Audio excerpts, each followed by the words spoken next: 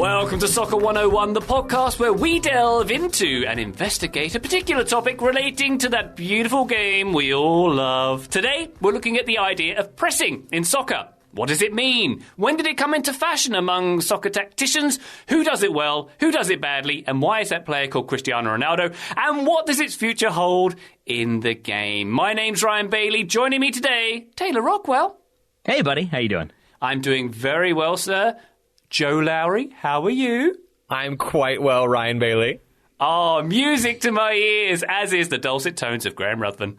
Hello, Ryan. I fear this is the episode I'm going to be exposed as Steve Bruce calls himself, a tactically inept cabbage head. But we've got Joe, tactical mastermind Lowry, with us today, so he'll keep us right. So we've got a few ends of the tactical spectrum, the cabbage right up to whatever Joe is, then. Yeah, I don't know what's at the other end of a cabbage spectrum, but it's Joe. I'm trying to think. In like Eastern European foods, it would maybe be sausage. That's just a weird way to start this podcast. Yes, we've got... Yes, Joe, you're a sausage. You know what? I'm weirdly okay with that. Sausage is a good food. Sausage is a good food. A good start to this podcast, gents. Episode 27 of Soccer 101 on June 10th, 2020 was also on this topic. It was called What is Pressing, and it also covered Gegenpressing. That episode, Taylor, was hosted by Darryl. It was, and it's a wonderful episode. I would encourage people to go listen to it. And it has been a year this week since we lost our friend Daryl Grove. When we first started Soccer 101, it was meant to be a way to explain like the basics of soccer in a way that was accessible to beginners, but still informative to longstanding fans of the game, sort of trying to split that difference. And of course, to have fun, hence coming up with random fantasy 11s like the Parks and Rec one. We did have to change that up when Daryl's health worsened and scheduling got a lot harder. And so we started doing sort of individual episodes. I would do one week, he would do one the next. And Daryl, ever the defender, had always been interested in pressing, the idea behind it, where it came from, where it could go from there. So he recorded a solo episode on that one, as Ryan said, episode 27. My style, I would say, is verbose, if I'm being kind. His style was more to the point, and his episode on pressing was very much that. And it's great. It also makes me really sad that he and I never got to have that kind of spirited back and forth about the origins of pressing and different variations and probably arguing over like semantics of terms. So that was always a good time. So in an homage to that episode, since it has been a year, I'm excited to have a longer discussion about pressing with three men who have made, gonna get a little emotional, who have made that last year much more manageable and have made me happy to keep doing the show and the Total Soccer Show, even in moments when it felt like it was going to be too difficult to do so. Thank you to Daryl for being who he was, who he will always be. Thank you to you three for being who you are. And now, with the emotional part done, let's get way into the weeds on a nerdy topic like pressing and have some fun with it, as Daryl would have wanted. Absolutely. Thank you, Taylor. Kind words there. Yeah, that was lovely. You should go back and listen to Daryl's episode, by the way, in the feed if you haven't listened to it. He does a lot of Star Wars references in that. I've never seen Star Wars, but I still enjoyed it. A quote from Harry Redknapp, Graham. Great transition, Ryan. We're kicking off an episode about pressing and tactics with a Harry Redknapp quote. All this stuff about pressing is nonsense. It's nothing new. All teams who are successful have to work hard. Hang on, Graham, was this quote you or was it Harry Redknapp? I'm not sure if I should take that as an insult, Ryan. I don't know if I'm quite on the Harry Redknapp end of the spectrum yet, but I kind of, not to the extent of Harry Redknapp, but I kind of understand what he's talking about. You know, pressing has been, I think we're going to go into the history and the origins of pressing, but it has been around in the sport for a long time. You know, we would previously, when I was a kid, we would call it, I guess, closing down. That's a very crude way of referencing it, but it has been part of the sport, and it's definitely, people have become more aware of it. It's certainly one of those terms. I probably overuse it, to be honest, slightly overuse it. So I can kind of understand where Harry Redknapp's coming from. Okay. Not many people have said that, I suppose, in history, but thank you for that, Graham. Joe, why don't I hand it to you to actually give us the basics here. What does pressing mean? What does it mean in its essence? Okay, so pressing as a definition, I think pressing is when the defending team pressures the opposition while they're in possession, while the opposition is in possession. It's a really logical term, right? It just comes from literally the word pressing. Pressing and pressure very interrelated in that respect. Pressing happens when the team without the ball applies pressure on the team with the ball in some sort of organized way. And I think that is the distinction between that Harry Redknapp quote in his discussion about like teams always have to work hard or whatever. Teams do have to work hard, but pressing, there's a tactical, team-wide, unified element behind it, and it usually is pre-planned in some respect. It can be more or less pre-planned depending on the coach and depending on the situation, but there is usually some idea and motivation behind it. So an individual can press, Ryan, as you referenced in your introduction, or cannot press, as you mentioned in your introduction.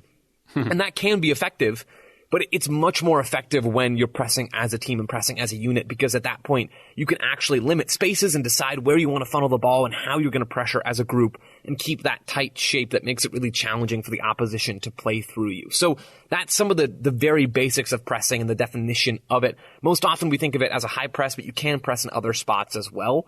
But that's kind of my very elementary pressing 101 spiel. Well, let's go into those different kinds of press then. Taylor, why don't you take this one? Joe just mentioned high press. There's like a midfield press, sometimes called a mid-block. Maybe those terms are conflated. What kind of presses are there exactly, Taylor? I mean, I think, you can do the full pitch press where you are just trying to put everybody under pressure everywhere on the pitch. That requires a lot of running and can be a little bit more challenging. So I think what you do tend to get is more dedicated pressing in certain areas or based on certain incidents in the game. So that might be losing possession. That might be like opponent's first touch. That might be a certain player getting the ball who is maybe going to be the most vulnerable on it. Then you press them, and that can be high up the pitch where you're sort of stepping everybody up so that your defenders are at midfield and everybody's even further forward. You're making the field that much harder to play out of. Could be in the middle of the pitch if you want to kind of let the ball progress so you don't have to deal with late arriving runs or something like that, or you could do it deeper. But the difference would be that, like, in a low block, in my mind, or a mid block, you're sort of standing off. It's more about sort of blocking options, blocking passing lanes, and frustrating the opponent. The pressing aspect would be that once they get into the final third, that the defensive team then is sending those numbers. They are kind of swarming. They are making the opposition uncomfortable. And Graham, there's a kind of term we hear a lot mentioned by managers like Jurgen Klopp, by Pep Guardiola, Marcelo Bielsa, and also Mauricio Pochettino. And I think it's Klopp, maybe it's Guardiola too, who has kind of explained it as winning the ball back within, I think it's 6 seconds is the kind of mantra they try to do. It's all about trying to maybe force a mistake, and those 5 to 6 seconds when a team regains possession is when they are most vulnerable according to those principles. Yeah, and what you referenced there, the 6 second rule, I'm not sure if that's actually what it's called, but that was Pep Guardiola's Barcelona team. And when I was speaking there about pressing being a big part of the zeitgeist, for me, anyway, maybe I'm wrong about this, but that Guardiola, that great Barcelona team, really brought pressing to the masses, even though there are countless examples of it existing before then. They took it to the extreme, where, as you mentioned, Guardiola would demand that his players would win the ball back from the opposition within 6 seconds, and the levels of fitness, this is where I think the big difference was, and where we had a real advancement in pressing, was the levels of fitness and coaching that it took to pull that off was incredible. Because, of course, it's not just about getting one player getting to the ball first in the way that Guardiola's teams do it. It's about having the cohesion and the coordination behind that the person who leads the press, to actually win back the ball. Because, of course, a professional footballer any self-respecting professional footballer should be able to pass around one player leading the press. It's the barrier up behind it that will tend to kind of win the ball back, and that's Guardiola really set the standard from that. You mentioned gegenpressing. Klopp's kind of got his own version of that, taking an excerpt from the Economic Times. When I was doing my research on this, gegenpressing is, in its essence, to gegenpress is to set and play micro events in which one of your players lose the ball, others can recover it at the quickest possible time to attack. So it's quite similar to Guardiola's system, and that has really set, to use that word against the zeitgeist across the sport. Liverpool playing this way, Bayern Munich, who obviously Guardiola was at and kind of instilled a lot of principles there, they play in this way. City playing this way. Bielsa's Leeds United as well. They're not quite as they're not quite the same. They don't adopt the same strategy, but there are similarities in Bielsa's teachings as well. And so you see that a lot at the elite level of the game at the moment. And I want to add, guys, just really quick, a few reasons why this happens, right? Teams don't just press because it's fun or press because they've randomly decided to do so. Whether we're talking about a high press or pressing up out of a lower defensive shape that Taylor mentioned earlier, or whether we're talking about gegenpressing, counterpressing, like Graham was just talking about. This stuff happens for a reason. There's actual purpose and motivation behind it. I've got 3 quick reasons. If you press, that means the team in possession has less time to think and less time to execute. You're getting them off their game, and that's huge in soccer, right? The second thing, if you press, you can win the ball, which means the other team won't have it, and if you don't have the ball, you can't score. That's something that Pep Guardiola and his coaching disciples and former players obsess about, right? And then the third thing, if you press and you win the ball, you're probably attacking against a scattered defense. And Ryan, you mentioned this earlier. When you attack against a team, when you counterpress or when you press at all and they're in their own possession shape, they're not ready to defend. That's the moment where they're most vulnerable, and those are great moments to attack. So when you press, the other team doesn't have as much time to think, they can't score, and your chances of scoring have increased. So those are some of the reasons why we're even talking about this at all and why pressing exists in the first place. I also think that a high press, if we're talking about a high press specifically, can be used to mask some of your own team's defensive issues. So obviously it takes the onus away from the defenders to defend and instead puts it on the team as a whole. And I think that was part of Guardiola's thinking. Towards the end of his time at Barcelona, teams would figure out ways to bypass that press. It would maybe involve being a little bit more direct, which is something, there's a certain level of football where, for instance, at Stirling Albion, I don't think I've seen any teams at that level conduct a high press effectively, because the ball goes from one end to the other very quickly, and so that it kind of bypasses that. At the elite level, it's possible to borrow some of that to bypass the high press, and we saw that towards the end of Guardiola's time, and we saw that that Barcelona defence could be quite weak, and that was part of the reason why they would press so high up, so as to keep the ball away from that defence. It has an attacking benefit and a defensive benefit. And I think what we're all like sort of speaking to, and has been my favorite part in doing the research for this show, is that I think similar to Redknapp, I just thought of pressing as like, yeah, you're putting pressure on people, you're kind of running at them, you're making them make a decision. And in that way, Redknapp is correct. But I would draw the comparison to George Costanza from Seinfeld has like with the opening line about how like there's been no real advances in toilet paper since toilet paper was invented. And the woman he's with is like, oh, that's interesting. And everybody else he says that to is like, yes, there have been tons of them. And I think I'm pointing to that to say, like, Redknapp is right that pressing has always been part of football for at least the last 40 years or so. But it's how nuanced it has become and how different it has become that is so surprising to me. Because even looking at Pep and Klopp, there are a ton of similarities, but to what has already been said, Pep's teams are about winning the ball back so that they can have possession. They get it as quickly as they can to have possession because that's how they're defending with possession. With Klopp's teams, it's effectively he's trying to make the press the number 10. That he is trying to, by so aggressively pressing so high up the pitch and forcing turnovers in advantageous positions, as Joe referenced, like it allows you to then have more people who can attack really swiftly. And if your entire game plan is built on win the ball back and then go at the team as fast as you can, you don't need a playmaker because everybody is sort of functioning as a playmaker, or the system is functioning as the playmaker. The players are creating chances from that system. So it's just really fascinating to me the different ways you can sort of change how you're pressing, where you're pressing, who you might be pressing to have different results and different outcomes. And it's so much more like nuanced than I expected it to be. It is nuanced, Taylor. And can you speak a little bit to when teams press? Like, for example, does Bielsa's Leeds press for 90 minutes? Do they switch it on and off when as appropriate? Is there a signal? Is there a dog whistle that goes off and they start pressing?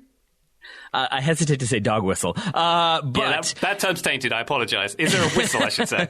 Although I guess you are just meaning literally a dog whistle, and maybe that would work. I don't know how good the hearing is for the Leeds players. But yeah, I think it can vary, and it probably varies based on phases of the game. It's weird to me how if we had this conversation 3 years ago, Pochettino would very much be involved in the conversation. Less so these days with PSG, but he's a manager who I think of as having his teams engage in a press at different parts of the pitch at different times in the game. And I think you can have it that way of we're going to sit off a little bit and we're going to let the opponent get comfortable and then we're going to blitz them again.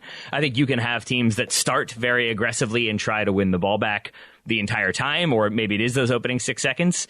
But then you can also try to make sure that your opponent is, or you can funnel them into a player who can't pass out or is more likely to kick long, and then you reestablish possession further back, or you put them under pressure with a heavy touch because you know they're going to take that if you put them under pressure. So it can be very much specific to the opponent. I think broadly speaking, coaches default to something like when they cross midfield or when they get possession to go after them for those first 6 seconds. Those seem to be the ones that are easiest to sort of get everybody behind and get everybody on the same page as quickly as possible. And I think, Taylor, and even go back to your original question, Ryan, about how do these teams know when to go and know when to press?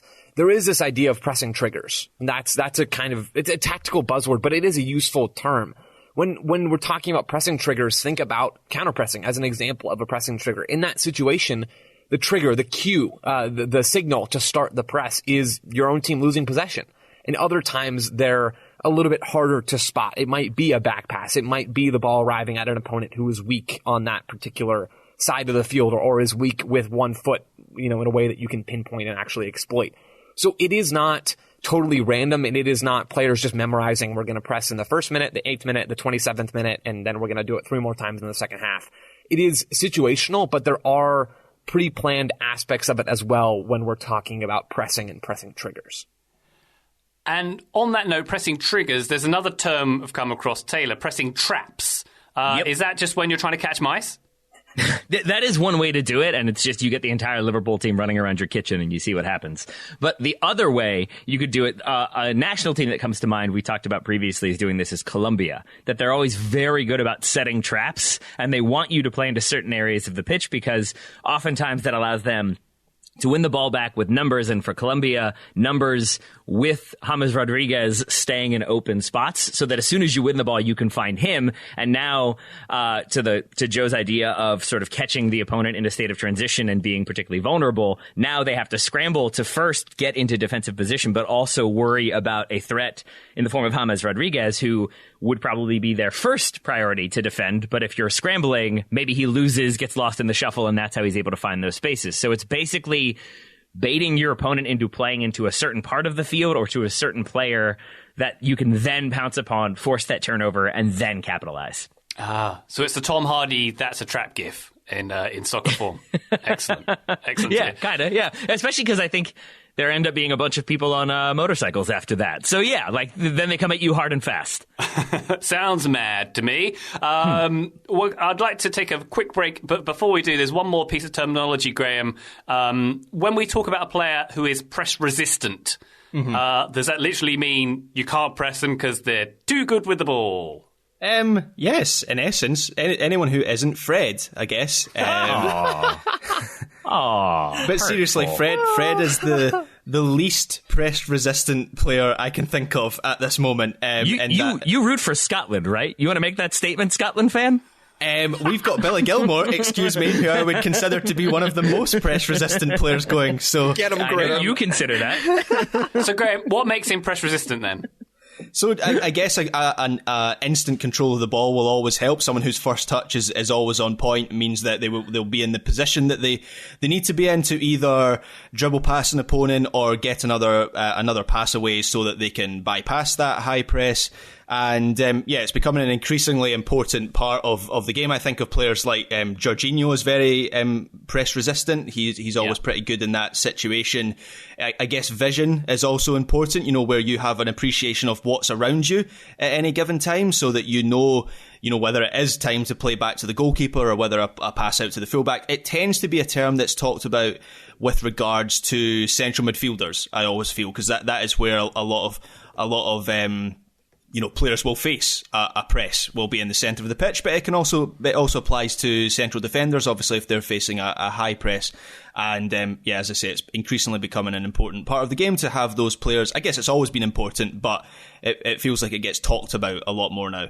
I don't want to put Graham on the spot with this one, so I'll ask the group. Are there specific players that come to mind when you think of a person who is press resistant, especially a midfielder who's press resistant? I think a lot of Man City players for me. Tony Kroos for me. Yeah, and some other components of that Madrid midfield too, right? Luka Modric, Calvin Phillips, the other one. Kovacic as well. I agree with you, Graham. It is a lot of central players because those players tend to be the ones who are under the most pressure the most often.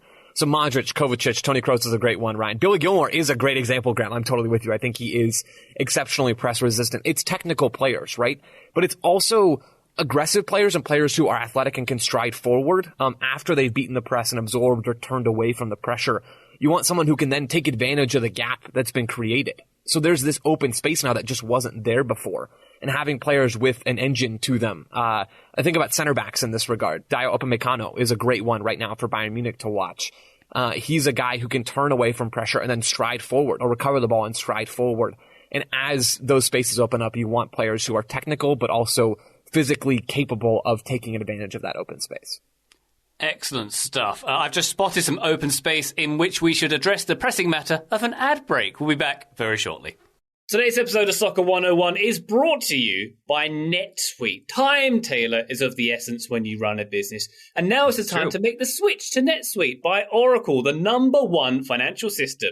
Because NetSuite gives you visibility and control of your financials, inventory, HR, e-commerce, and much more. It's everything you need to grow all in one place. Did you know that, Taylor? I did not, but I do now. But I do know that much like pressing, you got to be kind of quick in business. You got to be on the fly, able to adapt to an ever-changing environment. And NetSuite helps you do that because you can automate your processes and close your books in no time. So no matter how big your business grows, you will still be able to deal with things as they come in a quick way, not a slow way. You're not sitting back and defending. There's no bunkering with NetSuite. It's always forward. That's right. No sitting back here. I'm going to be straight with you, Taylor, right? Mm-hmm. I like having a business and being a part of a business, but the book side of things, it's not the most fun part. You want to get it done quickly and efficiently, and I think that's where NetSuite comes in here.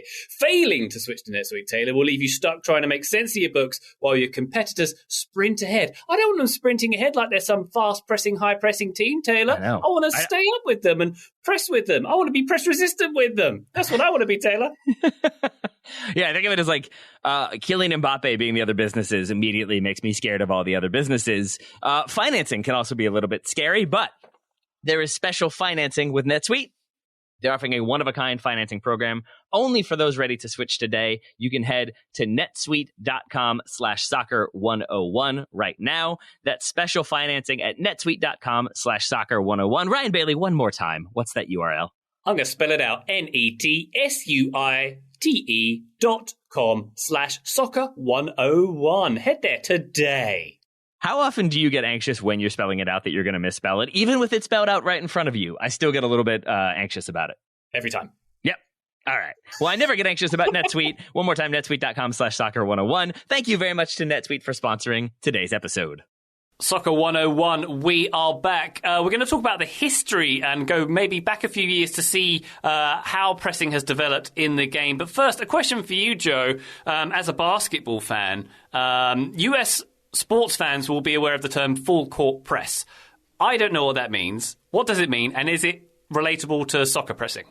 Yeah, no, it's very similar. Basketball and soccer share a ton of strategic pieces to their games. Full court pressing in basketball is after you've scored a basket or after some sort of, they don't call this in basketball, but some sort of dead ball situation where the run of play has stopped. Again, I'm mixing my terminology here, but let's say your team scores a basket, right? The other team has to inbound the ball. So they have to check the ball in from out of bounds on the end line to putting it back in play. It's like a goal kick, essentially. Those are moments where if you're full court pressing, you choose to go and step up, and you can do it in a man-to-man kind of way. Most often, the way I've seen it is you do some sort of zone, and you play like a 2-1-2, and you have two players up really close to the end line by the inbounder, then you have some guy patrolling the middle and some guy, two guys left then controlling closer to the half-court line. And the idea is to suffocate them to win the ball back high up the court near your own basket to then create some quick basketball shooting chances. It just sounded like I don't actually watch basketball because I kept saying so many soccer things. I do, guys, I promise. And I hope that's a fair representation of a full court press. I think so. I understand it a little more now. Thank you for that, Joe. Taylor, I would like you now, sir, to regale us with the history of the press. just a quick, like, entire book real fast. Is that what we're doing? Jonathan Wilson out, please. Yes, please. Oh, yeah. So basically, you can find lots of different influences on pressing because the idea of run at the opponent to make sure that they don't get to do whatever they want on the ball sort of is natural. It's a natural part of soccer. I think there's some key building blocks. The one that gets a lot of credit would be Austrian Ernst Happel. Uli Hess wrote a really good article for 442 about kind of the history of pressing and how it's evolved. Here's a quote. In 1970, Happel guided Feyenoord to a stunning European Cup win with a system resting on two pillars, an offside trap and the pressing game. Happel was associated so closely with the tactic that when he died, one Austrian newspaper wrote, quote, the pressing around his coffin was the way he'd always envisioned it, end quote. The person that he most inspired would be Randus Michels. I always go back and forth on how to pronounce that name, but that's what I'm going with for this time. The father of total football, though he, I think, publicly said he wished that he had been called the father of pressing football, brought it to the forefront with Ajax and then the Dutch national team in the 1974 World Cup. And that remains one of my favorite, old school World Cup videos you can find is that Dutch team hunting in packs and just how almost comical it is where they have 8 people running at the ball, but it's hunting in packs, forcing mistakes, playing very aggressive. The other, I would say, major sort of tactical evolution is Arrigo Sacchi in the 1980s with Milan and the idea of ball-oriented defending, which I did not realize didn't really exist prior to the 1980s, but it's the thing we see now that is basically how you play modern soccer, of you leave some people open in certain parts of the pitch to slide over and crowd the area where the ball is, so you're basically defending in relation to the ball, not defending in relation to the individual mark or assignment you might have. So it basically means there's more fluidity in the way teams are playing. There's more shifting defensively, and that naturally invites more pressing and more aggressive pressing at that. Modern era, I think Ralf Rangnick deserves a lot of credit for bringing it to Germany, who were probably the country that was most resistant to playing in the press. Another player in Germany who gets a ton of credit for that would be Jurgen Klopp and gegenpressing, first with Mainz, then with Dortmund, very successfully with Dortmund, winning 2 seasons, and then Bayern Munich basically copied his plan, implemented themselves, and now they're on the run that they're on. And obviously Pep as well gets a ton of credit for the way he utilized the press at Barcelona. So, Taylor, it sounds like we see a through line, maybe from Rinus Michels with the Dutch side, having Johan Cruyff play for him, and Johan Cruyff takes some of that philosophy on, who passes it on to Pep Guardiola.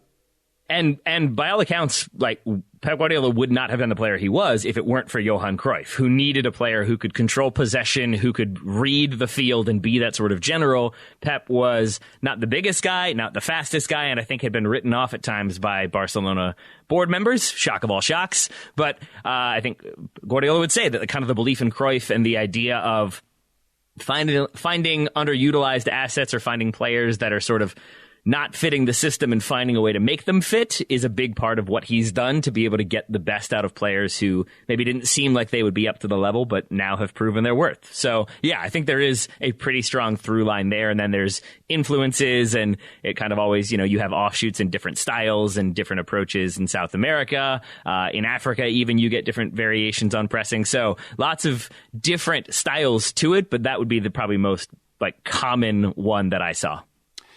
And it seems, Graham, that I think I mentioned these names earlier, your Poches, your Klopps, your Guardiolas, the Bielsas, they're the sort of managers who are credited with doing it well. Do they do it well, or have they just brought it to the forefront and lots of other people do it too? Am I allowed to say both? I think a lot of them have brought it to the forefront. Guardiola, as Taylor mentions there, and at the elite level, I think you have to credit him with a lot. Klopp, all the names that Taylor mentioned, but I still think Klopp and Guardiola, if you look at them now in 2021, are still doing it better than really anyone else. And Bielsa as well. How long has he been doing it? And I still think his Leeds team are, in that regard, better than most in the Premier League. So I still think they are. I think we're seeing some tactical tweaking to how a high press works. So recently, to me anyway, maybe this is just my awareness of this feature of a high press, but we're starting to see maybe midfielders leading high presses a little bit more. I think Tanguy Ndombele is arguably the best in European football at doing this. I think he's made a big difference for Tottenham under Nuno. He did it very well at the weekend against, who were they playing? Newcastle. He performed that role very well, and we're starting to see that a little bit more. So I anticipate that these guys will continue to have fresh interpretations. For instance, the way that Guardiola's City team play is very different to the way that his Barcelona team play and very different to the way that his Bayern Munich team play. So he's still kind of innovating and thinking of new ideas. And Joe, if those are the managers who do it well, is there anyone who doesn't press well? And I mentioned the name of a player at the top of the episode, as you referenced there, Cristiano Ronaldo. Obviously, pressing requires a certain level of fitness from a player. Is it something that a 36-year-old would struggle to do, or is it more to do with Ronaldo being Ronaldo? I think it's a bit of both. It does require a lot of hard running and a lot of hard work. It also just requires motivation and desire to do that kind of thing. And a lot of the best players in the world just don't really, right? Messi, incredible, the best player ever to play this game. And he doesn't really press, right? Nobody asks him to press. I mean, to an extent you do within certain situations, but he's never going to be running out there like Paul Areola trying to close down the ball. It's just not going to happen. So it does sort of depend on the type of player. And if you can get those players to buy in as a manager and actually do that work, oh my goodness, you deserve some sort of medal, because that is an impressive accomplishment. As far as teams and maybe managers that don't press too well, the one that just came to mind for me is Mikel Arteta and Arsenal. They press a lot in the final third. They high press a lot. They have a pretty low success rate, at least this season, relative to other high pressing teams and teams that do that stuff at a high frequency. So that is one name that jumped to mind for me. You usually see teams with a lot of money and a lot of good players high pressing because they have the talent and quality to do that, and then as a result of that pressing to dominate possession. And so a lot of teams that are lower quality won't step forward as much. There are some outliers there, but generally that's the rule. And it just so happens that because these teams have money and they have the best players, usually a lot of the high-pressing teams are a lot of the good teams, which means that generally speaking, most of the high-pressing teams do it pretty well. I think I can't tell if I fully disagree with you guys, or if I'm like thinking of more historical examples. But like, as I understand it, pressing comes about because there is this natural talent imbalance that will happen in football. And the way to negate that is to basically get in people's faces. And it's why you have that high press in basketball, is because you have to inbound it and get past a half court, and then you have a shot clock and you can put them under pressure from start to finish. And so if you do have a very good point guard who can score from anywhere, if he's constantly getting harassed, it just makes it harder for him to get that shot off, and you can sort of bring that talent imbalance into more of a balance. And so I do think that there are examples where less heralded clubs sort of fully devote themselves to playing this style, and they do cause problems. It's why Dortmund under Klopp, I think when he comes in there, they're mid to bottom of the table and not having much success, and he is sort of able to get everybody to buy in. I think part of that, for me at least, is because it's not uglier football, but I think there's a reason why it's called heavy metal. It's more brutal in a lot of ways. To me, it's a lot more aggressive. It's a lot more hard running. You don't have as much of the tiki-taka with Barcelona, because pressing there was a way to get possession back and then keep possession for 75% of the game. Whereas I think if you are just trying to like smash the opponent, go straight at goal and score, there are certain players who will like that style, and there are certain players who not, and you do have to kind of find that balance. Is Graham Potter's Brighton a good example of that, Taylor? I'm just looking through some statistics of last season. They averaged the fourth highest presses per match in the Premier League last season, and obviously they are amongst teams like Chelsea, Liverpool, Leeds United, Man City, who have much greater natural talent than them, and that's how they address that talent imbalance that you were talking about. Well, I think so. And I think, Taylor, there maybe needs to be some nuance here, right? Maybe I was speaking too generally last time around. There are teams that are at a talent deficit and that choose to use high pressing as their primary chance creation method. Klopp has that quote about, the counter press or the press being the best creator, better than a number 10 or whatever. And in a sense, he's right. In teams like Southampton or teams like Brighton, although Brighton do try to use the ball and do some nice things with the ball as well. There are teams out there, though. Think about the New York Red Bulls in Major League Soccer, some of their best years. Yes, they had talent, but they weren't spending as much as a lot of other teams in Major League Soccer. Yes, a lot of these teams, there's teams in La Liga, Athletic Bilbao, Eibar, that really press and don't have the money that Barca or Real Madrid or even Atletico Madrid have. And so they do use it as an equalizer, and they use it as a way to create chances, contrasting those teams with Pep. And I think even Klopp has sort of crossed into this territory given the resources at his disposal, You pass over to that group of teams, and they do have so much talent. And pressing is just another tactical tool that they can use rather than the tactical tool that helps them win games. So, I think I feel much more educated on pressing. Thank you very much, gents. One more question from me about this.